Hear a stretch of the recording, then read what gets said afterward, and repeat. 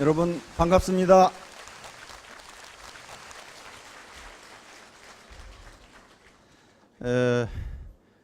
오늘은 매우 역사적인 날입니다. 여기가 어디입니까? 우리나라 수도인, 행정수도인 세종시입니다. 미국으로 치면은 어디겠어요? 워싱턴 DC가 될 겁니다. 그런데 그 세종시에 SBT가 둥지를 틀게 되었고, 그 SBT 안에 우리 애터미가 둥지를 틀게 되었습니다. 아마 세계로 뻗어나갈 겁니다. 지금 우리 이 상품들이 전 세계 시장을 석권을 하고 있습니다. 예를 들면 우리 지금 휴대폰 엊그제 여러분들 그 뉴스 들으셨죠? 전 세계 시장 점유율 1위를 차지를 했습니다. 우리 선박 조선 어떻습니까? 세계 1위죠? 조선 수주 세계 1위입니다. 자동차 세계를 지금 누비고 있고 앞으로 아마 빅5, 빅3로 올라서리라고 그렇게 예상이 됩니다. 그리고 또 석유화학, 우리나라에서 석유가 한 방울도 안 나는데 석유화학 제품도 전 세계로 수조 원이 수출이 되고 있습니다. 즉 외국에서 원유를 갖다가 우리가 석유 이 화학 기술이 굉장히 높기 때문에 그걸 가공을 해가지고 다시 부가가치를 높여서 해외로 수출하는 겁니다. 그런 중화학공업 제품뿐만 아니라 중소기업 제품도 세계를 석권하고 있는 것들이 굉장히 많아요. 예를 들면 손톱깎이 만드는 거 우스운 거 아닙니다. 그 굉장히 정밀공업이 필요해요. 그리고 금속공업이 필요합니다. 그런 식으로 현재 우리나라가 땅덩어리 크기로 봐서는요 세계 109번째입니다.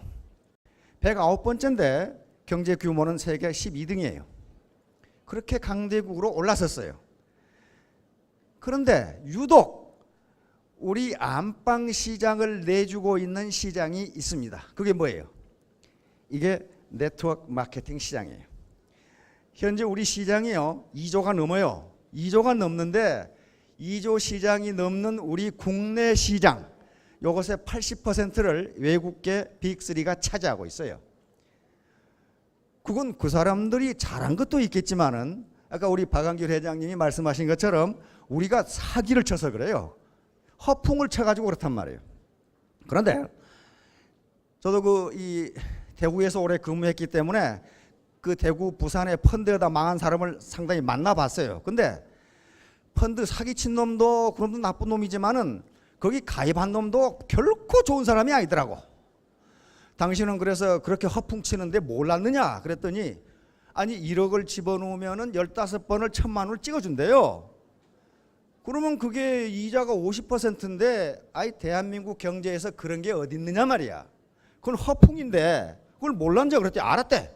근데 왜 했느냐 그랬더니 저놈이 사기치는 것을 내가 알았기 때문에 저 자식이 가지고 도망가기 전에 내가 먼저 내 것을 빼내야 되겠다 그랬는데 그놈이 빨라가지고 몽땅 들고 도망갔다 그 말이에요 지금.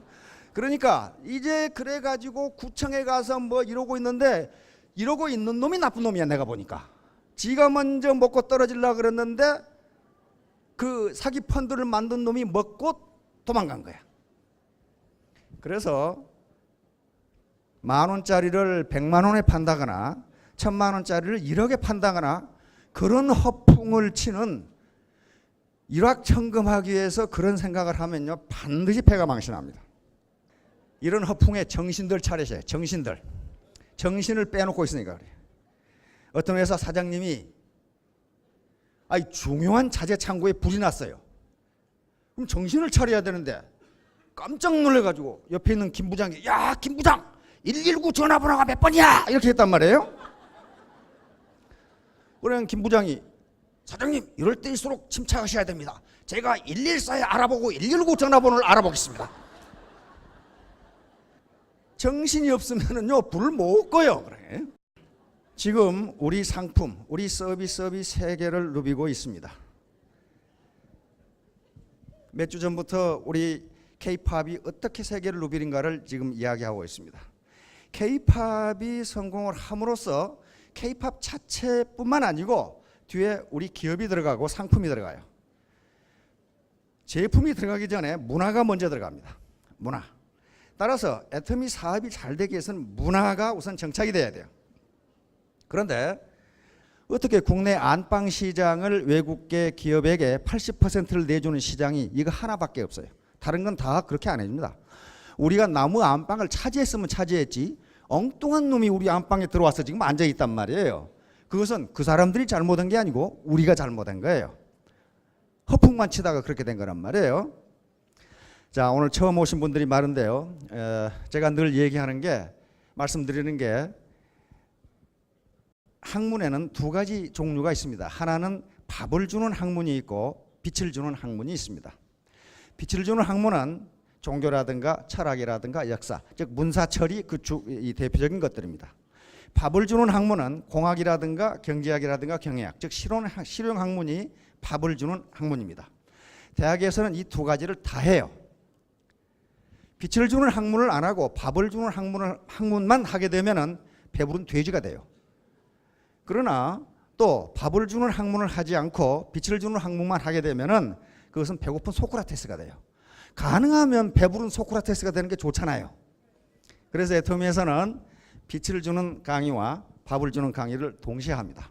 그래서 강의 수준은 대학 수준으로 하겠다. 늘 내가 경고를 했어요. 말씀을 드렸습니다. 그런데 아이고 난 대학 안 나왔는데, 대학 나온 지가 오래됐는데, 나는 이 나이가 많은데, 그거 걱정하실 거 하나도 없어요. 대학 수준으로 강의하지만은 교수 수준으로 하도록 하겠습니다. 교수는 학생이 알아듣는 내용을 강의를 하는 게 교수입니다. 부교수는 지가 아는 것 다 강의하고, 조교수는 지가 아는 것 이상 강의하고, 전임 강사는 아무도 모르는 내용을 강의하는 게 전임 강사 수준입니다. 저도 전임 강사 시절에 가장 강의를 열정적으로 한 것 같은데, 강의 끝나고 나면 내가 지금 무슨 얘기를 했는지 모르겠어요. 그런데 사실은 대학 수준이 아니고 대학원 수준입니다. 지금 강의하는 건. 여기가 인생 대학원 아니에요. 대학원 수준이에요. 제가 모 대학에서 대학원 강의를 할 때도 전공은 전공 따로대로 하고 인생 강의를 할 때는 이런 내용을 했었어요. 그러니까 대학원 수준이죠. 성공하는 것의 요체는요. 요체는 뭐냐? 어떤 도시국가의 청년이 일자리도 없고 성공하는 방법을 모르겠어요. 그래서 왕을 찾아갔어. 임금님, 저에게 성공하는 비결을 가르쳐 주십시오. 그러니까 임금님, 좋다, 가르쳐 주마. 그런데 내가 너에게 요구하는 것을 네가 충족시키면 가르쳐 주고, 그렇지 않으면 네 목을 베겠다. 그랬단 말이에요. 좋습니다. 저에게 성공하는 비결만 가르쳐 주신다면 제가 임금님께서 저에게 하라고 하신 일을 그대로 하겠습니다. 그래, 좋아. 컵에다가 포도주 한 잔을 가득 부어가지고 이 청년에게 주면서 이 포도주 컵을 가지고 시내를 한 바퀴 돌아오라. 그 대신 포도주가 한 방울이라도 흘리면 네 목을 치겠다. 그랬단 말이에요. 성공의 비결을 가르쳐 준다고 그러니까 이 청년은 정말 포도주잔을 들고 시내를 한 바퀴 뺑 돌아서 임금님한테 왔어요. 임금님이 물었습니다. 그래, 시내 가보니까 어떻더냐? 너 술 먹고 싸우는 사람 봤냐? 못 봤습니다. 그 아가씨들이 미니스커트 입고 많은데 봤냐? 못 봤습니다. 자동차 많이 다닌 거 봤냐? 못 봤습니다. 요게 흘리면 지금 목이 날아가는데 그거 볼 시간 어디 있어요 지금 이게. 미니스커트 입고 술 먹고 싸우고. 됐다. 그게 바로 성공의 비결이다. 한눈 팔지 말고 네가 하는 일에 정신을 집중하면 그거 말고 성공의 비결은 없다. 이게 넘쳐도 괜찮으면 어떻습니까? 지나가는 아가씨 다 보고 술 먹고 싸운 놈 다 보고 그 정신이 집중이 안 되는데 뭐가 이루어지겠어요? 그게 성공의 비결입니다. 그 다음에 아까 우리 리더들 많이 나왔는데요. 대부분 3년 만에 소득이 2억 이상 된 사람입니다. 3년이에요. 3년. 어떤 사람은 2년 만에 된 사람도 있어요. 그러면 야 이놈들 야 이거 허풍치는 거 아니냐 말이에요. 그 펀드에서 비슷하다. 뭐 보니까 무슨 뭐 노래방 아줌마도 있고 무슨 뭐 비장 아줌마도 있고 뭐 초록 운전수도 있고 그런다는데 저 공갈 치는 거 아니냐? 공갈이 아닙니다. 그게 승수법칙이라고 하는 법칙 때문에 가능해요. 다시 말하면 혼자는 도저히 안 됩니다. 혼자는 도저히 안 되는 거예요. 혼자는 도저히 안 되는데 같이 하기 때문에 가능해요. 같이. 이게 시스템이라고 하는 건데 같이 하기 때문에 가능해요. 여기 기존의 사업자분들은 늘 강의를 들으셨을 텐데 구두쇠 사장님이 사원들에게 봉급 주는 걸 매우 싫어해. 그래서 어떻게 하면 공짜로 부려먹을까 요 생각만 하고 있어요. 그래서 어느 날 젊은 놈이 나타나가지고 사장님 저에게요 봉급을 조금만 주십시오. 어떻게? 오늘은 1원 주시고 내일은 2원 주시고 다음에는 4원 주시고 사흘 후에는 8원 주시고 가만히 영감탱이가 생각해 보니까 아이고 이거 3,000원이면 되겠거든. 3,000원. 그래서 그렇게 하자고 그랬어요. 그런데 그게 바로 승수의 법칙이에요. 자, 2의 1승은 얼마예요? 2원이죠. 예, 2의 0승은 얼마입니까? 1원이죠. 첫날은 1원 줬다. 그러면 2의 0승이에요. 그렇죠? 예, 이튿날은 2원 줬다. 2의 1승이에요. 3일째는 얼마입니까? 4원이에요. 이거 뭐 3일 지나도 4원밖에 안 된다. 자, 5일 지나 삼성은 이게 고작이야 8원밖에 되질 않습니다. 이렇게 되니까 이거 뭐 한 3,000원이면 되겠네. 근데 기하급수라는 게 이건 기하급수거든요. 기하급수예요. 산술급수하고는 전혀 달라요. 그런데 우리는 일상적으로 더하기 빼기든 산술급수에는 굉장히 능한데요. 곱하기라고 하는 기하급수에는 별로 감각이 없어요. 이게 30일이 되면 얼마가 된다고 그랬어요? 얼마나 되겠어요? 이 30일 되면 얼마나 되겠냐고 이게 5,000원? 예, 10억이 됩니다. 10억. 이게 10억이 돼요. 10억이. 10억이 된다고요. 이게 2의 10승까지 가도요. 2의 10승까지 가도 몇 푼 안 돼요. 2의 10승까지 가도 몇 푼 안 돼. 그런데 기하급수는 단계가 내려가면 내려갈수록 문자 그대로 승수적으로 커져 버려요. 그래서 여기 있는 리더들이 그래 3년 만에 그렇게 된 겁니다. 그 원리밖에 없어요. 그러니까 어떻게 되겠습니까? 같은 목소리로 같은 방향을 보고 원칙을 지키면서 같이 나가야 돼요. 그렇지 않고 나 혼자 똑똑해서 나 혼자 돈 벌겠다 그렇게 생각하면요 절대로 그렇게 되지 않습니다. 절대로 그렇게 안 돼요. 어떤 도시국가 임금님이 공주님 생일이 돼가지고 내일 우리 공주 생일이니까 내가 안주 고기는 얼마든지 낼 테니까 저 뜰에 있는 큰 나무 술통에다가 백성들한테 가서 와서 포도주 한 병씩 저녁에 부어라. 내일 우리 하루 종일 마시고 놀자. 하루 종일 고기 먹으면서 놀자. 그래서 도시국가 시민들이 전부 저녁에 가서 큰 나무 술통에다가 포도주를 한 병씩 부었어요. 그 이튿날 잔치를 하려고 포도주 통 뚜껑을 열고 포도주를 맛보니까 그게 뭐예요? 맹물이었어요. 맹물. 다른 사람 다 포도주 갖다 붓는데 나만 몰래 맹물 갖다 부으면 누가 알겠나? 그래가지고 몽땅 시민들이 그렇게 생각해서 전부 맹물을 부은 거예요. 전부 다. 그게 나만 어떻게 꼼수를 부리면 나만 이익 보지 않겠는가 그러는데 어떻게 됐습니까? 결과는 뒤지게 두드려 맞고 고기는 하나도 못 먹고 그렇게 된 거예요. 다시 말하면 같은 마음으로 같이 가지 않으면요 절대로 이런 성공할 수가 없습니다. 오늘 제가 그래서 제목으로 한 게 식신생재입니다. 이게 무슨 말이냐 하면은요 밥을 먹이는 정신, 내가 누군가를 밥 먹여 살려야 되겠다고 하는 정신을 가지고 있으면 부자가 된다, 재물이 생긴다 그런 말이에요. 재물이 생긴다. 나 혼자 잘 먹고 잘 살아야 되겠다 그렇게 생각하면 재물이 생기지 않는다 그런 말이에요. 요건 명리학에서 쓰는 말입니다. 명리학. 다시 말하면 사주팔자에서 쓰는 말이에요. 사주학에서 쓰는 말이에요. 그런데 그걸 가지고 사주학을 가지고 사기치는 놈들이 있어서 또 무슨 뭐 신비주의 같은 것으로 해서 그렇지 원래는 통계학입니다. 이러이러한 사람은 잘 살고 얼굴이 이렇게 생긴 사람은 잘 살더라. 그 얘기예요. 요즘 감옥에 잡혀 들어가는 사람들 인상 좀 보세요. 인상 더럽지요. 인상이 그렇게 생겨가지고는 말년에 감옥에서 국가에서 주는 공 잡아먹게 생겨 있더라고. 전부 보니까. 그게 관상학이에요. 자, 남을 밥을 먹여서 내가 살려야 되겠다. 그 정신을 가지고 있으면 부자가 된다. 그런 얘기예요 지금.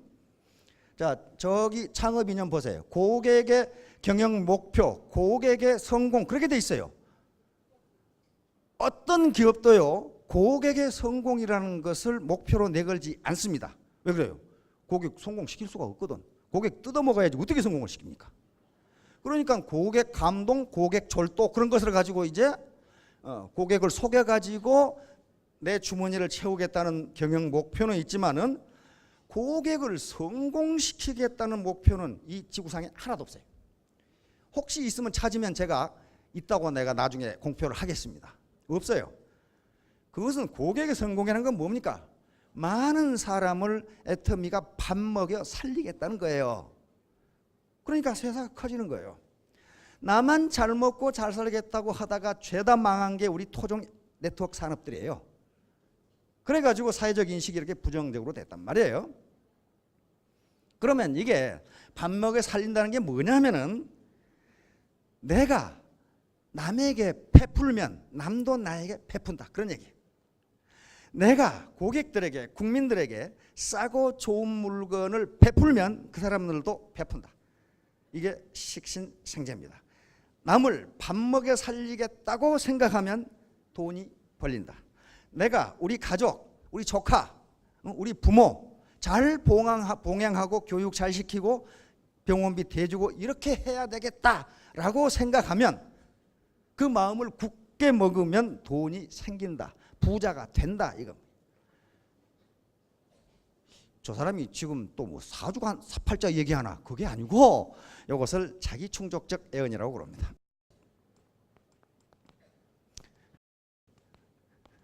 이게 하버드 대학에서 나온 그죠? 로버트 머튼 박사죠.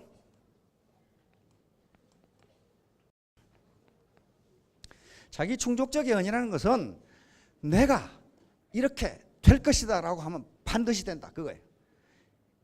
저명한 사회심리학자죠. 이걸 교육학자들과 사회심리학자들과 이런 사람들이 현장에서 증명을 했어요. 이걸 피그말리온 효과라고 합니다. 그렇게 되리라고 믿으면 그렇게 된다. 그런데 많은 학자들이 수십 가지를 가지고 실험을 했는데 전부 그렇게 된다. 그 말이에요.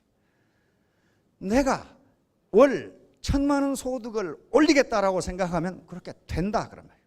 그렇게 된다. 이거 하버드 대학 교수들입니다.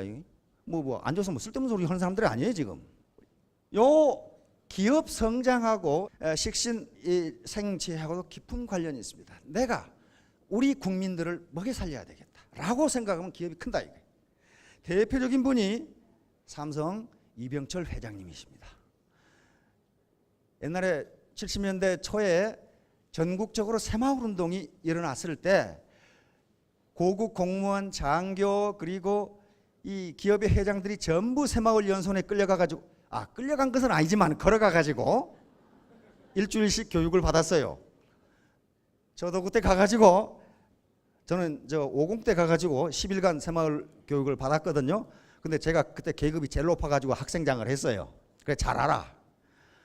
그런데 제가 아는 어떤 70대 어르신이 어떤 목재 공장에 상무로 있었는데 젊은 나이에 상무로 있었는데 새마을 본부에 교육을 받으러 간 거예요. 그때 마침 이병철 회장님이 와 계셨어. 그래 통상은 그 학생장을 누가 하냐면 이 연세 많으신 분이 하고 또 총무는 또 제일 젊은 사람이 하죠. 근데 뭐 학생장은 그냥 있는 거고 총무가 일을 다 한단 말이에요. 이 양반이 총무를 맡아가지고 있는데 통상 밤 10시에 전부 소등을 하고 취침을 합니다. 그런데 다른 사람은 다 자는데 이병철 회장님만 저쪽 구석에다 조그마한 불을 하나 켜놓고 계속 공부를 하고 계시더래. 책을 이만큼 사놓고 공부를 하고 계셔. 그래서 총무가 찾아가가지고 아니 회장님 돈도 벌 만큼 버신 분이 뭐 때문에 잠도 안 자고 그렇게 책만 보고 계십니까? 그렇다는 거야. 그러니까 이 이병철 회장님 하시는 말씀이 그래 자네들은 자네 가족만 먹여 살리면 되지만은 나는 수십만 명을 먹여 살려야 돼. 내가 결심 한번 잘못하면 많은 사람이 고통을 받아. 그러니 내가 어떻게 편하게 잠을 자겠는가? 그런 말씀을 하시더래. 많은 사람을 먹여 살려야 되겠다고 하는 그 생각을 가지고 있었기 때문에 삼성이 이렇게 큰 거예요. 나만 잘 먹고 잘 살겠다고 하는 기업은 죄다 망했어요. 죄다 망했어요. 그 이름을 거론하면 다 아는데 거론하지 맙시다. 그렇죠? 이 중에는 또 나도 그런데 그런 분이 있을 수가 있으니까 지금 나도 그랬는데. 자, 그다음에 우리 조상들의 식신정신입니다. 저는 어렸을 때에 우리 집이 제법 잘 살았기 때문에 할머니가 어르신들이 할아버지가 했던 일이 지금도 생생하게 기억나요. 그때는요 웬 거지가 그렇게 많은지 거지 많았어요. 거지뿐만 아니고 탁발성들이 많았어요. 목탁 이렇게 두드리면서 이렇게 동냥화 돌아다니는 탁발성들이 많았다고. 그런데 그 시절에 누구 하나 밥을 먹고 산다고 하지만 넉넉한 사람이 없던 시대입니다. 1960년 70년대. 그런데 우리 할머니나 어른 집안 어른들은 그런 사람들이 오면 반드시 쌀이든지 이 보리든지 콩이든지 반드시 줘요. 그렇죠? 그리고 식사 때에 거지가 오면은 그냥 땅바닥에다 밥을 안 줬습니다. 반드시 상을 차려가지고 따로 밥을 먹였어요. 우리 집안의 어른들만 그렇게 한 게 아니고 그 당시 우리 조상들이 전부 그런 식으로 가난한 사람들을 대했어요. 밥을 먹이는 정신을 가지고 있었다고요. 그래서 우리나라가 우리 대한민국이 세계 12대 경제대국으로 성장한 동력이 우리 조상들이 전 모든 사람들에게 밥을 먹이는 정신을 가지고 있었기 때문에 그러겠다. 우리는 조상 덕에 이 정도 올라왔다. 우리 조상님께 감사하게 생각하셔야 돼.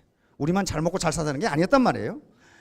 자, 이런 식으로 누구에겐가 내가 베풀면 그 사람도 나에게 베풀고 그 이상으로 내가 받는다. 이런 정신이에요. 우리말에 이런 말이 있죠. 소부재근 대부재천. 작은 부자는 부지런함에 있고 큰 부자는 하늘에 있다. 그런 말이에요. 자, 작은 부자는 부지런함에 있다. 요건 다 인정을 해요. 그렇죠? 엉덩이 붙이고 있는 사람들은요 생기는 게 엉덩이에 땀띠밖에 생기는 게 없어요. 엉덩이를 떼고 돌아다니면 돈이 생기는데 붙이고 앉아서 컴퓨터에 동그라미 그리고 앉는 사람들은 얻을 게 땀띠밖에 없어요. 자, 부지런함은 작은 부자를 만듭니다. 그러면 큰 부자, 대부재천. 대부는 하늘에 있다. 그러니까 큰 부자는 하늘에서 뚝 떨어진가 보다. 천만의 말씀. 그게 아니에요. 이 말은요. 제천. 여기 제천이요. 제천을 바로 식신정신이라고 이렇게 해석을 했어요. 천운이라고 하는 것은 남을 내가 먹여 살려야 되겠다고 하는 그 정신이 있으면 천운이 있다. 그런 말이에요 지금. 천운이 있다.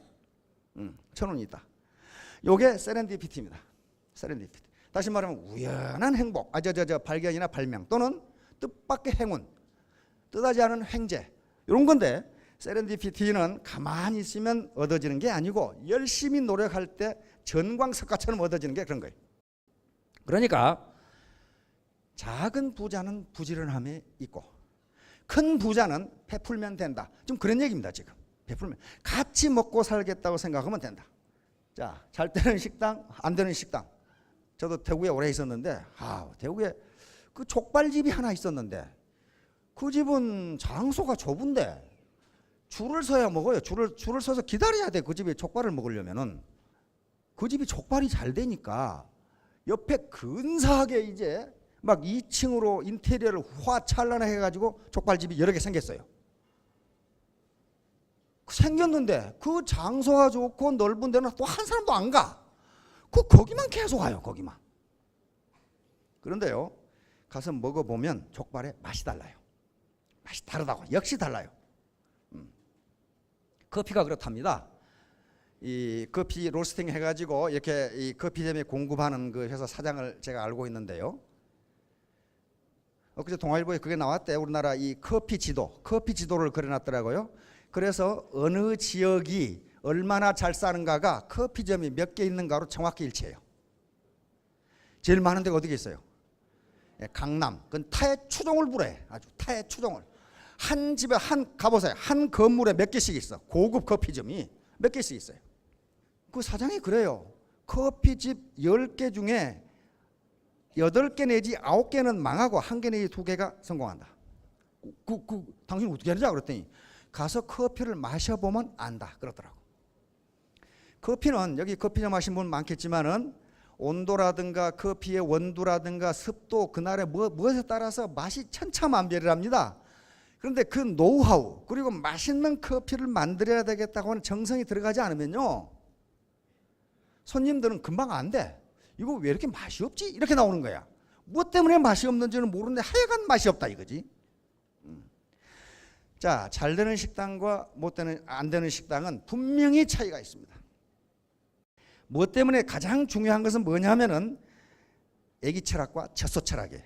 오감이라는 것이 있습니다. 오감. 우리는 오감으로 눈으로 보는 걸 뭐라 그래요? 시각. 귀로 듣는 걸 청각. 코로 맡는 걸 후각. 입으로 맛보는 걸 미각. 이게 오감이에요. 네? 이게 오감이에요. 육감은 뭐냐면 제 6번째 감각이라고 합니다. 여섯 번째 감각인데 그것은 어떤 논리적으로 설명이 안 되는 인간이 느끼는 감각이에요. 이 사람 참 마음씨 좋게 생겼는데 그렇게 느낀단 말이에요. 말은 아주 번지르르게 하는데 이 새끼 사기꾼이로구나 이렇게 느끼잖아요. 그게 제 육감이에요. 6번째 감각이라 그 말이에요. 설명이 안 돼요. 아시잖아요. 누구하고 대화를 해보면 이놈이 지금 사기를 치는 건지 진정으로 나를 위해서 이놈이 이런 말을 하는 건지 뭐라고 설명은 못하겠지만 느낀단 말이에요. 이게 이놈 나쁜 놈이로구나. 이 사람 괜찮은데 그렇게 느끼거든요. 그걸 육감이에요. 6번째 감각이에요. 예를 들면 그 소녀시대의 티파니가 좋냐 안 그러면 코미디하는 누구누구 뚱뚱한 그 아가씨가 좋냐 더 이쁘냐 그러면 뭐라 그래요? 소녀시대 티파니가 더 이쁜데? 야 임마 너 과학적으로 설명해봐 임마. 과학적으로 그걸 어떻게 설명을 해요 그걸. 뭐 코의 높이 눈의 뭐 넓이 그걸 되냔 말이야. 딱 느끼는 게 있어요. 육감적으로. 그렇듯이 바로 성공의 비결은 거기에 있다. 미국의 경영학자가 연구한 걸 보면은 세일즈의 성공 확률의 80%를 첫인상이 결정한답니다. 첫인상이 결정을 해요. 나머지 10%가 그 사람의 언변이 영향을 준답니다. 언변. 나머지 10%는 회사의 인지도라든가 제품이라 이런 것이 결정이 되니까 첫인상이 어떤데 다시 말하면 미국 사람들 미국에서 통계거든요. 미국 사람들도 육감적으로 느끼는 것에 의해서 저 사람이 성실한 사람인지 진실한 사람인지를 느낀다는 거예요.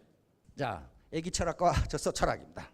요즘 리더십과 동기유발, 모티베이션에 대한 중요성이 굉장히 강조되면서 시중에 리더십과 모티베이션에 대한 책이 널려 있어요. 찾아보면 무지무지 많아요.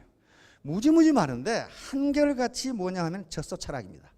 어떻게 사원들을 쥐어짜가지고 일을 많이 시켜가지고 일을 하게 만들어서 돈벌이를 잘하게 할 것이냐 그것밖에 없어요. 젖소 철학입니다.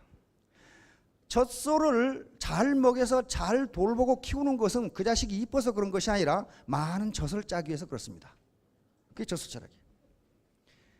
애기를 젖 먹여서 잘 키우는 것은 이놈을 잘 키워가지고 내가 이익 좀 봐야 되겠다 그런 사람은 없습니다. 애기를 잘 돌보고 잘 키우고 좋은 젖을 먹이는 것은 그 자체가 목적이에요. 어떤 목적을 달성하기 위한 수단이 아니고 그 자체가 목적이에요. 젖소를 잘 먹이고 잘 돌보고 잘 키우는 것은요 그 자체가 목적이 아니고 어떤 목적을 달성하기 위한 하나의 수단이에요. 수단적 행동이에요. 그런데 모든 사원들은 자기 CEO가 자기 또는 상사가 젖소 철학을 구사하는지 애기 철학을 구사하는지를 육감적으로 안다는 거예요. 이 사람이 지 출세하기 위해서 우리를 쥐어짜는구나 그렇게 느끼는지 아니면 우리의 미래 성공을 위해서 우리를 힘들게 하는구나 그렇게 금방 한다 그 말이에요. 자, 그래서 대부분이 젖소 철학인데 성공하기 위해서는 바로 저쪽에 있던 고객의 성공처럼 사업을 하더라도 이걸 애터미 제품을 쓰고 여기에서 시스템에 참여해서 이렇게 하면 나도 좋고 당신도 좋다. 손해볼 거 하나도 없다. 즉 저 사람을 이용해서 내 돈벌이를 하려고 내가 그런 얘기를 한 것이 아니고 저 사람이 진정으로 나에게도 이익이 되네 라고 느꼈을 때 성공할 수 있다. 지금 그런 얘기예요. 지금 이게 애기 철학이에요. 이거 요놈 잘 키워가지고 내가 좀 돈 좀 벌어야지. 그런 사람 어디 있어요? 그러나 이렇게 하는 것은요, 이놈들 잘 키워가지고 저 좀 많이 짜야지. 수단으로 이렇게 하는 거예요. 수단으로. 요건 목적 자체고요. 요건 수단이에요. 목적과 수단이 무슨 개념인지 아시겠죠? 요것도 젖소 철학이 아니고 애기 철학입니다. 돼지가 무슨 돼지 새끼한테 뭐 후에 무슨 보답받으려고 이렇게 젖먹이겠어요? 젖먹이는 것 자체가 목적이에요. 지금 젖먹이 키우는 거 이거 젖 잘 먹여서 이놈 새끼들 나중에 내가 좀 부려먹어야지. 그런 거 없단 말이에요. 마찬가지 강아지도 마찬가지예요. 이렇게 순수한 마음으로 고객을 성공시키겠다고 생각하면 그렇게 된다. 그게 식신생재입니다. 애기 철학은 밥을 먹이는 정신이고 바로 젖소 철학은 사료를 먹이는 정신이에요. 저도 가끔은 우리 마누라가 친정에 가서 혼자 라면 삶아 먹는데 처음에는 무지무지 맛있어요. 혼자 라면 삶아 먹으니까 뭐 놈이 간섭한 놈도 없고 그냥 삶아 먹고 어디다가 처박아 놓으면 나중에 와서 씻겠지 하고 근데 하루 정도 삶아 먹으니까 도저히 못 먹겠더라고요. 나중에는 물려가지고 그러면 이제 앞에 식당으로 가거든요. 밥을 먹어요. 그러면 맛있는데 하루 먹고 나면 또 질려요. 그렇듯이 그러면 차이가 뭐냐 이게. 우리가 어머니나 아내가 지어준 밥은 평생을 먹어도 물리지가 않아. 평생을 먹어도. 그것이 밥이기 때문에 그래. 사료가 아니에요. 요 남편을 요놈을 먹여가지고 좀 부려 먹어야지. 그런 의도가 별로 없어요. 엄마가 아들한테 딸한테 밥 지어주면서 이놈 새끼들 밥 먹여 잘 캐가지고 내가 덕을 좀 봐야지. 그런 사람이 없단 말이에요. 밥을 잘 먹이고 건강하게 크는 게 그 자체가 목적이지 다음에 뭘 바라고 하는 게 아니에요. 이게 밥이에요. 사료는 그게 아니고 이놈의 자식들 잘 먹여가지고 내가 돈벌이를 좀 해야지. 그 식당이 그거거든. 식당이. 그런데 잘 되는 식당은 그 정신, 밥을 먹이는 정신이 강한 식당이에요. 자, 우리는 이러이러한 재료를 가지고 합니다. 그래가지고 그날 손님이 많아 재료가 떨어지면 안 하잖아요. 나쁜 것은 안 먹여요. 그런 식당은 잘 됩니다. 다시 말하면 누구든지 애터미 사업이 아니라 하더라도 뭘 하든지 나 말고 다른 사람을 내가 밥 먹여 살리겠다고 생각하면 잘 된다. 그런 말이에요. 재물이 생긴다. 부자가 된다. 지금 그런 얘기입니다. 이성보다 감성입니다. 그래서 인간은 지금까지는 매우 이성적인 존재로 파악을 했는데 감성이 앞선, 특히 우리 한국 사람은 감성이 무지무지 앞서요. 그래서 수식어가 많고 형용사가 많습니다. 그건 굉장한 장점입니다. K-팝이 이렇게 뻗어나가는 것도 감성이 강하기 때문입니다. 만약에 서구 사람들 같으면 이성이 강해봐요. 이성이 강하면 그렇게 못합니다. 어떻게 아가씨들을 말이지 그렇게 어린 아가씨들을 7년간 훈련을 어떻게 시킵니까? 서구 같으면 아마 고소하고 난리 법석을 칠 거예요. 우리는 그렇게 안 해요. 감성적으로 신바람이 나면은 얻는 것 없어도 같이 해. 같이 해요. 감성이 매우 강해요. 특히 같이 한솥밥 먹는다는 것에 대해서 우리는 강한 연대감을 갖습니다. 그렇죠? 군대 생활 3년 하고 나면 어떻습니까? 같은 부대에 근무했던 사람은 죽자 사자 못해요. 맨날 헛얘기 또 오고 계속. 특히 우리 한국인들은 이 구강이 발달해가지고 먹는다는 말이 무지무지 많아요. 먹는다. 도대체 영어에서는 그게 먹는다로 통하지가 않아요. do를 쓰거나 take를 쓰거나 have를 쓰거나 무슨 다른 동사를 써야 되는데 먹는다로 쓰면 다 통해. 나이를 먹다. 나이를 우드러 먹어 도대체가. 어? 욕을 먹다. 꼴이 들어갔으면 꼴인 그래야 되는데 꼴을 먹다. 어? 욕을 먹다. 귀를 먹다. 다 먹다에 다 먹다. 심지어는 understand도 알아먹다. 그런단 말이에요. 뭘 먹어 먹기는 알아먹다. 홍수환 선수 같은 경우는 챔피언 먹다 그랬단 말이에요. 홍수환 선수가 엄마 나 챔피언 먹었어 그랬을 때 그거를 못 알아듣는 국민은 한 사람도 없었을 거야. 내가 챔피언이 됐다는 얘기거든. become 됐다는 얘기인데 엄마 나 챔피언 먹었어 그랬단 말이야. 근데 그 말이 이상하다고 생각하는 한국인이 한 사람도 없어. 그래서 특히 우리 국민들은, 한국인들은 같이 먹고 살겠다고 하는 생각을 상사가 하고 스폰서가 하게 되면은 한 대 뭉친다는 거예요. 감성이 앞서니까. 자, 덕불고 필률인. 요건 논어에 있는 말씀입니다. 덕은 애롭지 않다. 반드시 이웃이 있다. 이런 말. 이거는 이웃이 있을 수도 있고 없을 수도 있고가 아닙니다. 반드시 이웃이 있다. 다시 말하면 덕을 베푸는 사람에게는 반드시 따르는 사람이 있다. 반드시 존경하는 사람이 있다. 덕을 베푸는 사람에게. 덕을 베푸는 게 뭐예요? 누군가를 먹여 살리겠다는 정신으로 그렇게 하는 사람이 덕을 베푸는 거예요, 지금. 그런 사람한테는 반드시 이웃이 있다. 반드시 그게 추종자가 있다. 그게 뭐예요? 파트너가 생긴다. 성공한다. 그런데 부덕한 사람은 반드시 사람이 없다. 돈으로 모인 조직은 돈이 안 생기면 흩어집니다. 그러나 정으로 그리고 덕으로 뭉친 조직은 돈이 안 생기고 어려우면 더 단단하게 단결해요. 이 어려움을 같이 극복하자. 자, 이렇듯이 덕이라고 하는 것은 베푸는 겁니다. 베푸는 거예요. 그것은 애롭지 않다. 반드시 이웃이 있다. 자, 우리가 사람을 평가할 때 사람의 장점이 여러 가지가 있습니다. 아, 그 사람은 참 머리가 좋은 사람이야. 성실하지? 정직한 사람이야. 용기가 있어. 아주 창의성이 뛰어나. 그런데 그런 것들을 포괄하는 개념이 그 사람 덕이 있는 사람이야. 이게 포괄하는 개념이에요. 그 사람 덕이 있는 사람이야. 머리 좋고 덕 없는 놈이 얼마나 많이 있습니까? 지금 감옥에 앉아있는 놈들이 죄다 그런 놈들이에요, 지금. 이야, 그 사기치는 머리 봐서요. 기가 막히죠? 용기도 있어요. 어떻게 그렇게 많이 처먹었는지. 용기가 없고서는 그렇게 많이 먹을 수가 없어. 그런데 뭐가 없습니까? 덕이 없어요, 덕이. 자, 이와 같이 덕을 베푼다는 것은요, 말로 이렇게 한다, 그게 아닙니다. 내가 너희들을 먹여 살리겠다고 하는 정신, 내가 당신들에게 베풀겠다고 하는 정신이 있으면 반드시 따르는 사람이 있다. 반드시 따르는 사람이 있다. 자, 요 사람들이 이제 혼자 자시고 지금 앉아 계시는 겁니다, 지금 이제. 이거 박덕한 사람들이 가는 거예요. 이 안에 들어있는 사람들요, 머리 좋고 집에 돈 많고 학력 좋고 용기 있고 다 있어요. 그런데 한 가지 부족한 게 덕이 없어. 덕이 없어요. 덕이 없는 사람은 이런 어떤 고난에 처했을 때 변호하는 사람이 한 사람도 없어요. 저는 모르는 일인데요. 전부 이렇게 해버려요. 덕이 있는 사람은 적극 변호합니다. 그분이 그런 사람이 아닙니다. 그렇죠? 적선지가 필요여경. 이거 많이 들어보셨죠? 선을 쌓는 집안. 여기서 선을 베푸는 겁니다. 선을 쌓는 집안에는 남는 경사가 있다. 그런 말이에요. 자, 남는 경사가 뭐냐? 선을 쌓으면, 즉 남에게 베풀고 살면은 당신만 덕을 보는 게 아니고 당신 후손들도 덕을 본다. 그런 말이에요. 남는 경사니까. 그렇죠? 적선지가 필요여경. 주역의 권계, 공계, 이 맨 앞에 나오는 건데 이걸 해설하면서 이걸 써놨어요. 그러니까 무슨 말이냐 하면은 주역의 가장 근본적인 계인 건계, 하늘과 땅, 요 두 개를 설명한 건데 요걸로 설명이 다 돼요.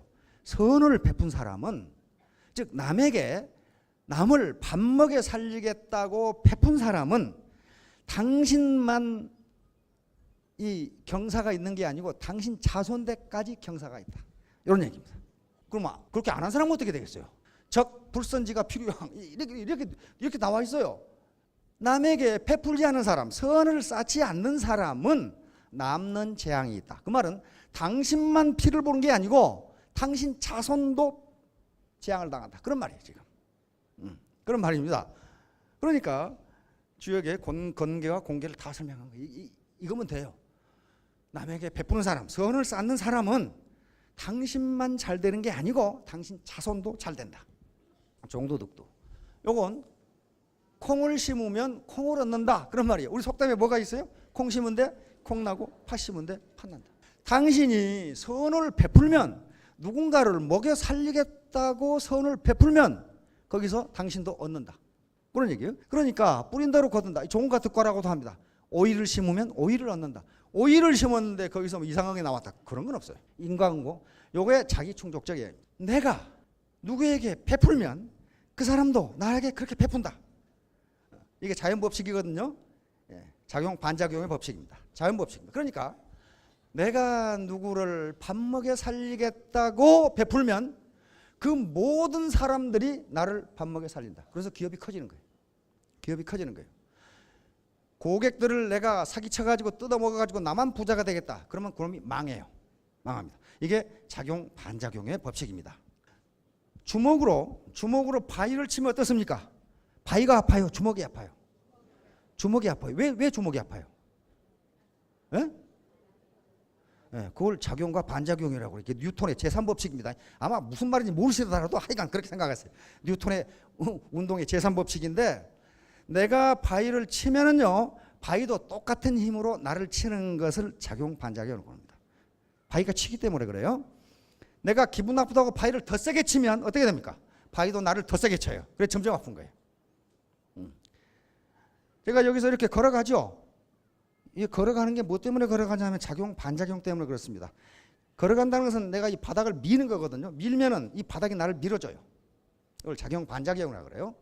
이건 자연법칙이기 때문에 그럴 수도 있고 그렇지 않을 수도 있고 그런 게 아니에요. 반드시 성립해요. 자연법칙은 때와 장소를 불문하고 성립합니다. 그러니까 내가 누군가를 밥 먹여 살리겠다고 생각하는 정신을 가지고 있으면, 그렇게 해서 베풀면 그 모든 사람들이 나를 밥 먹여 살리겠다고 생각한다. 그런 말이죠. 작용 반작용. 그 크기가 똑같아요. 그 크기가 똑같은데 나는 한 사람인데 많은 사람이 그렇게 생각하면 내가 이익이야. 그렇잖아요. 그래서 애터미가 커지는 거예요. 고객의 성공이라고 해놨잖아요. 모든 사람을 밥 먹여 살리자. 그런 말이에요 지금. 그러려면 가격이 싸야 되고 품질이 좋아야 되고 그렇게 되는 거예요 지금. 우리말에 가는 말이 고와야 오는 말이 곱다. 이것도 작용 반작용이에요. 대로 주고 말로 받는다. 이것은 긍정적인 면 부정적인 면이 다 있습니다. 그 다음에 give and take. 이게 인간관계도 매우 철학적 관계 같지만 사실은 give and take 관계예요. 주고받는 관계예요. 두 연인이 젊은 청춘 남녀가 연애를 하는데 남자놈이 맨날 사랑한다 하면서 라면 한 번도 안 사준다. 그러면 그게 너무 사랑하는 거예요 그게. 쏜 커피라도 한 잔 사줘야지. 그러면서 사랑한다고 그래야지. give and take 관계가 인간관계가 무슨 매우 형이상학적인 관계 같지만 천만의 말씀이에요. 주고받는 관계입니다. 공짜는 베풀면 몇 배로 들어간다. 공짜는 없다. 다시 말하면 공짜로 돈 벌 수 있는 방법은 없다. 내가 땀 흘린 것만큼, 내가 베푼 것만큼 나에게 돌아온다. 이건 누가 공갈 치는 게 아니고 자연법칙입니다. 자연법칙이에요. 자, 공정하다는 것은 같이 먹고 산다는 거예요.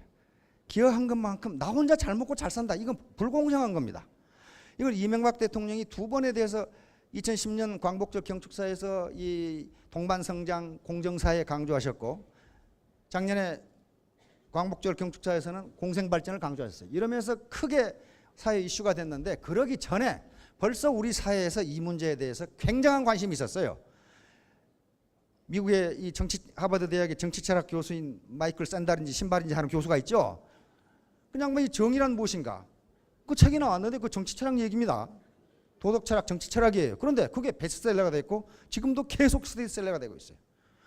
그 책이요, 그렇게 막 쉽게 그냥 아무렇게나 자빠져서 읽고 그런 책이 아닙니다. 하버드 대학에서 강의한 강의 노트예요. 그러니까 정치철학이에요. 도덕철학이고.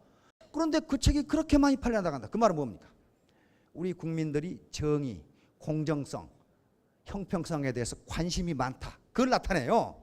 그래서 베스트셀러는요, 그것이 꼭 베스트셀러가 좋은 책은 아니지만은 우리 국민들이 지금 무엇에 관심이 있는가를 알려주는 하나의 바로메터입니다. 그 책이 많이 팔린다는 것은 국민들이 거기에 관심이 많다는 얘기예요 지금. 그렇죠? 그래서 이스라엘 타가소에서 어떤 일이 있었냐면은, 그 이스라엘이나 또는 저 미국이나 유럽에서는 타가소에 애를 맡겨놓고 부모가 안 가면 애를 안 내줘요. 부모가 반드시 가서 애를 인수인계합니다. 그러니까 만약에 부모가 어떤 한 부모라도 늦게 오면 어떻게 됩니까? 거기에 있는 교사들은 퇴근을 못 해요.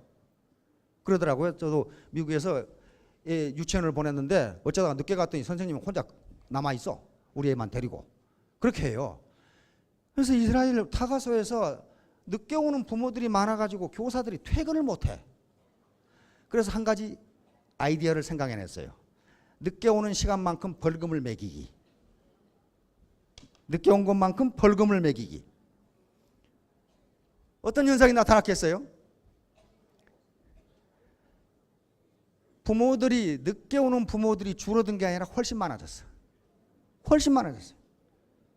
다시 말하면 인간은 돈만 가지고 행동이 유발되는 게 아니다야. 아니다. 공정성, 정의라고 하는 것이 무의식 중에 들어있다는 거예요. 왜 부모들이 늦게 오는 부모들이 많아졌냐 하면은 지금까지는 8시간 요금을 내고 9시간 맡기면 내가 부당이득을 취한다고 생각하는 거야. 아이고 미안해라. 이거 어떡하냐 이거. 미안해 죽겠네 이거. 그것을 다시 말하면 불공정하다고 생각한 거예요. 그런데 늦게 간 것만큼 벌금을 내면은 미안할 것도 없고 불공정할 것도 없어요. 내가 맡긴 것만큼 돈을 냈는데 당신한테 내가 미안해할 이유가 뭐가 있냐 이거야. 이렇게 된. 그러니까 늦은 사람이 더 많아. 자, 이건 뭐냐 하면은요. 파트너 스폰서 관계에서 모티베이션, 행동을 유발하는 데 있어서 돈이 그 사람의 모티베이션을 일으킨 것만은 아니다. 돈이 중요한 건 틀림없습니다. 그러나 그것이 공정하냐 불공정하냐 하는 것이 굉장히 큰 요인이 된다. 아무것도 안 하면서 수당만 탄다. 그러면 어떻게 됩니까? 그것이 법적으로는 문제가 안 되는데 저건 공정하지 않다고 생각하는 거예요. 그럼 그 사람을 존경하지가 않아요. 저 사람은 베풀지를 않아. 그러면 존경하지를 않습니다. 그것이 존경하지 않는 게 왜 존경하지 않느냐? 저 사람이 베풀지 않으면 우리도 존경하지 않는 게 공정하다고 생각하는 거예요. 주는 것만큼 받는 것만큼 준다. 자, 회사에서도 이제 공정성 문제가 나오는데 이게 회사의 경영자가 자기 돈벌이를 위해서 젖소 철학을 구사하면 회사가 어려웠을 때 아무도 자기를 희생해서 나서지 않더라는 거예요. 왜냐하면 그렇게 하는 것이 공정하다고 생각하는 거예요. 사원들은 그 밑바닥에 CEO가 경영자가 우리를 위해서 이렇게 희생을 했다. 그렇게 생각하면 회사가 어려워지면 봉급을 깎고 근무 시간을 연장하고 해서 회사를 살리려고 하는 것을 공정하다고 생각하더라 그 말이에요. 공정하다. 그런데 지 돈벌이만 위해서 경영자나 CEO가 사원을 부렸다. 그렇게 되면 회사가 어려워지면 다 떠난다 그 말이에요. 왜? 그렇게 하는 것이 공정하다고 생각한다. 따라서 각골난망 이것은 뼈의 세계에서 잊을 수가 없다 그 말이거든. 이게 덕을 베풀었을 때 이렇게 된다는 겁니다. 누군가에게 덕을 베풀면 그 사람은 잊지 않는다는 거예요. 잊지 않아요. 지금 현재 자기 형편이 지금 어려워서 그 덕을 되갚지는 못하지만은 그것을 잊지는 않는다는 거예요. 그게 리더십이고 그것이 부자가 될 수 있는 가장 밑바탕이 되는 겁니다. 자, 동고동락 이것은 바로 스폰서 파트너가 같이 어려움을 같이 하고 즐거움도 같이 해야 된다. 이건 강태공의 육도삼약에 있는 이야기입니다. 한 장수가 전쟁터에 나가면 꼭 자기 친구가 막걸리집을 해가지고 막걸리 도가를 해가지고 막걸리를 보내줘. 전쟁터에서 막걸리통 하나 있으면 어떻습니까? 아주 기가 막히겠죠 맛이. 근데 이 장수는 막걸리통을 보내주면은 시냇물 저쪽 위에서 막걸리를 부어. 그리고 전 병사들 일렬 정도로 서게 해가지고 막걸리 시냇물을 퍼먹도록 해. 막걸리 한씩 먹는 거죠. 그렇게 하는 것이 막걸리 맛이 난리는 없지만은 그 장수의 마음이 병사들에게 전달되어 전투에 이긴다는 내용이 들어있어요. 다시 말하면 베풀면 병사들도 반작용으로 장수를 위해서 목숨을 버린다. 지금 그런 얘기. 사마천의 사기열전에 나오는 오기 장군 얘기입니다. 오기 장군 유명한 유나라 때 이 유나라를 아주 강성한 국가로 만든 오기 장군인데 아니 오기 장군이 이 병사의 종기를 입으로 빨아줬어요. 종기가 나왔어. 그 어머니가 그 소리를 듣고 대성통곡을 해요.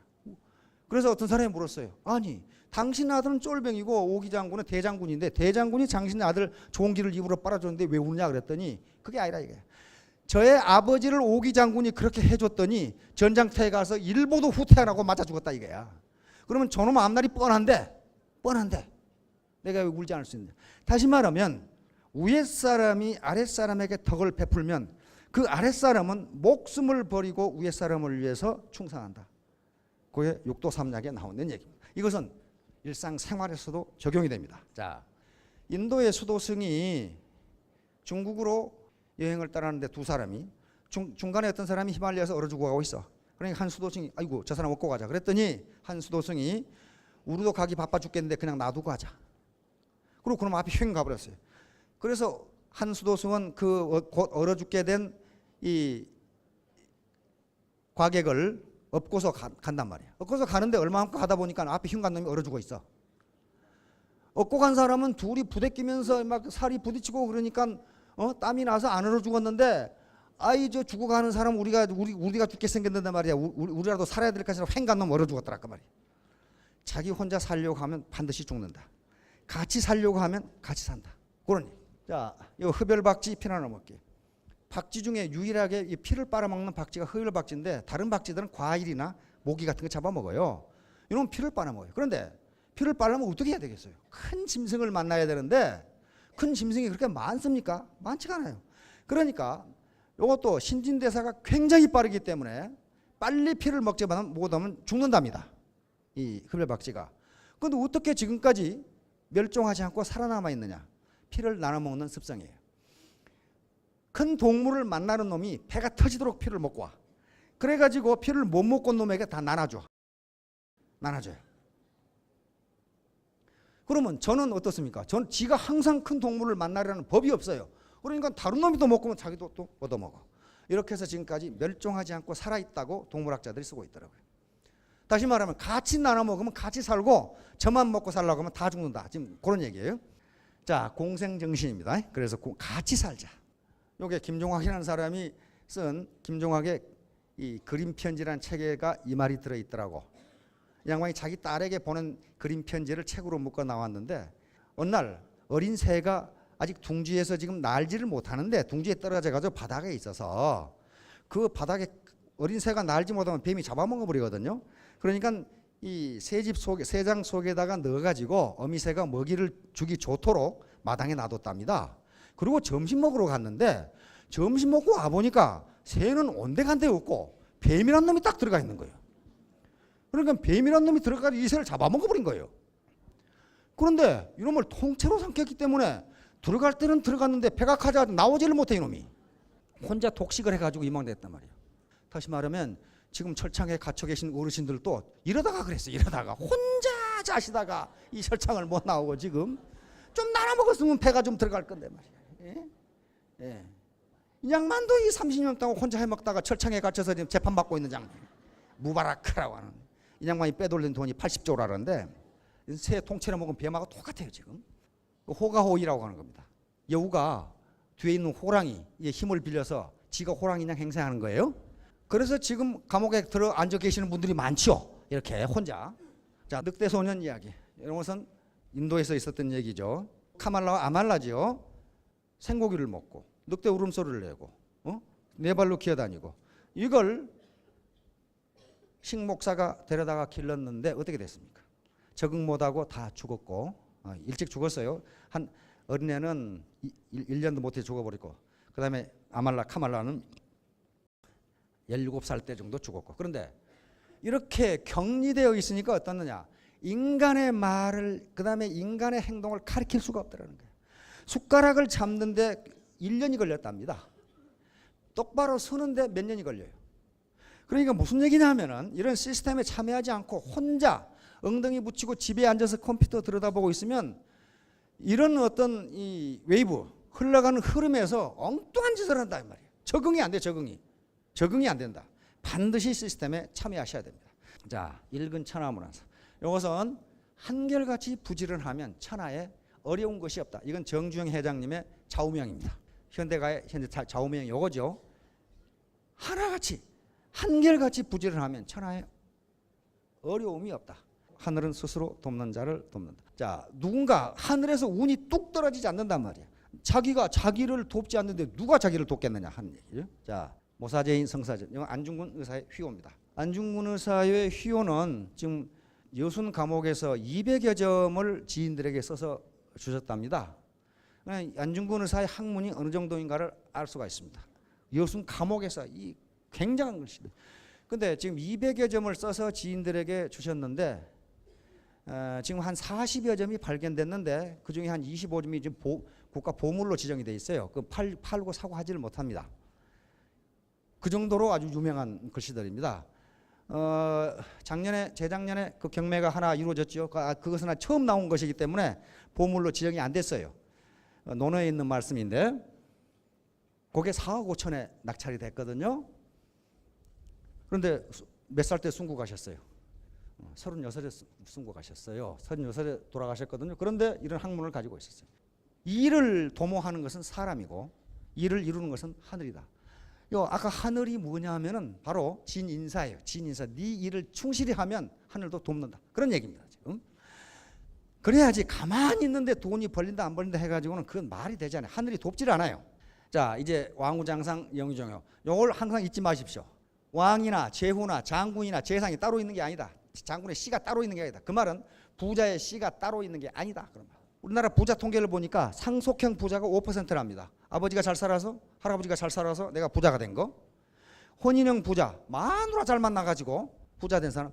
전문가형 부자, 이것은 자기 특기, 김연아, 박지성, 의사나 변호사나 변리사나 굉장한 어떤 전문성을 가지고 있는 경우에 부자가 된다. 그런 말이에요. 나머지 60%가 자수성가형 부자입니다. 부지런하고 베풀고 해서 부자가 된 사람입니다. 그러면 여러분들은 어디에 여기 이게 합해봐야 40%고 이게 60%예요. 이게 부자가 될 수 있다는 얘기예요. 자, 그래서 누구든지 부자가 될 수 있습니다. 그런데 그 시스템, 애터미 시스템이 그렇게 만들어 준다 그 말이에요. 준다. 그런데 부지런해야 됩니다. 가만히 있어가지고는 안 된다. 마지막으로 스티브 잡스, Stay hungry, stay foolish. 항상 배고픈 것 같이, 다시 말해 항상 갈망하라 그 말이에요. 내가 뭘 성취를 해야 되겠다. Stay foolish, stay clever 하지 않고 stay foolish 그랬어요. 바보처럼 행동하라. 그 말은 무슨 말이에요? 혼자 잘난 척하지 말고 무슨 말이든 항상 배우는 자세를 foolish한 사람이 자기 잘난 척 하겠어요? 항상 배우는 자세를 가져라. 예, 이 사람들이 그런 사람들이에요 지금. 예, stay foolish, stay hungry 한 사람들이다. 그래서 함께 여시구전, 이것은 함께 성공하자는 겁니다. 이게 애터미 사업은 절대 혼자 성공할 수 없습니다. 아무리 자기가 똑똑하다고 해도 똑똑한 바보들이 많다는 걸 알고 있어요. 이야, 참 바보 같은 놈 많아요. 근데 혼자 놔두면 굉장히 똑똑한 사람이에요. 똑똑한 사람인데 그 똑똑한 것이 자기 발목을 잡는 거예요 지금. 다른 사람 보니까 참 아주 후지게 생겼거든. 근데 그 사람이 후지게 생겼다고 또 후지다고 한 사람은 여기 올라와 있어요. 근데 자기가 똑똑하다고 한 놈은 어디 가고 없어요 지금. 그게 어때요? 그게 뭐 때문에 그렇습니까? 바로 시너지 효과 때문에 그렇고 아까 승수 효과 때문에 그럽니다. 혼자는 안 돼요. 혼자 같이 여시구지는 시대의 흐름에 맞춰서 함께 발전하자. 그 말, 함께 전진하자. 혼자는 안 된다. 함께 전진하자. 오케이. 요 그림은 지금 네 분수를 알라 그 말이에요. 악어가 건들 놈이 따르고 있지 코끼리를 건드렸어. 잡아 올렸어. 어떻게 되겠습니까 지금? 지 분수를 알아야지. 혼자 똑똑하다고 해가지고는 이거 어떻게 되겠어요 지금 이게. 힘을 합해야 됩니다. 그리고 지 분수를 알고 분수껏 행동해야지. 나만 똑똑하고 다른 사람은 똑똑하지 않다. 이렇게 생각하면 안 됩니다. 자, 오늘 제목이 식신생재인데 베푸는 마음, 나 혼자 잘 먹고 잘 살자는 게 아니고 우리 파트너, 우리 고객들이 같이 살자고 하는 마음을 가지면은, 그리고 존버 정신을 가지고 끝까지 버티면은 그 정신이 무엇인가 하는 스폰서에게 물어보시고 반드시 천일 천만 원 작전인데 천일 내에 월소득 1,000만 원이 되실 수 있습니다. 있어요. 여기 있는 분들은 전부 월소득 2,000만 원이 됐어요. 1,000만 된 사람들입니다. 그렇다면 가능하다고 하면 자, 모두 성공하시기 바랍니다. 감사합니다.